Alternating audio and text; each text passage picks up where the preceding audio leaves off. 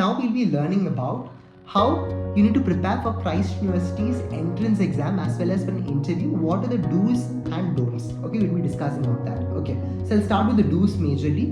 So first is about make sure that you are, no matter what, starting a preparation prior in advance.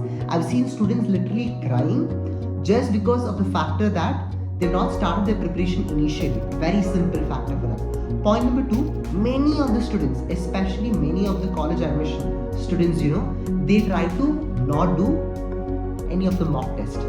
So, which is basically leading towards a huge amount of failure, because what you learn theory in books, that is completely an opposite concept when you try to do in a mock test, because in mock test you are answering it logically, critically. So it's very much important that when you're preparing for an entrance exam like Christ, you should be knowing how to put the proper amount of the dot is there, no MCQs correctly depending on the mock test preparation which you have done. Point number three is about biggest ever mistake which many students do is about not preparing interview prior in advance. See, interview preparation is not like on spot. At least entrance exam is something you can just buy, you can just think when go do or something, but for interview, no, your true personality comes out in an interview.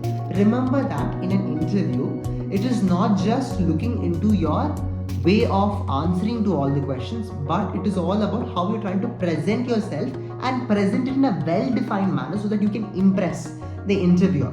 So your true personality comes out. So if you do not know certain things, it's okay to tell that you're not aware about it. It's okay to tell that if you're not clarity of particular concept, you can tell that, sorry, I'm not aware about it, I will surely read upon it. So interviewers will feel really happy telling that, okay, this guy agrees and accepts his particular mistake. Even in life also, normally when you try to make a mistake, it's okay to tell that you're not aware about it. Or for example, you can acknowledge that I've done the mistake, I'm willing to learn about it. Don't you think that's a positive attitude which you can also imply in your life? Yes, right, very simple. So for entrance exam, start preparing prior in advance.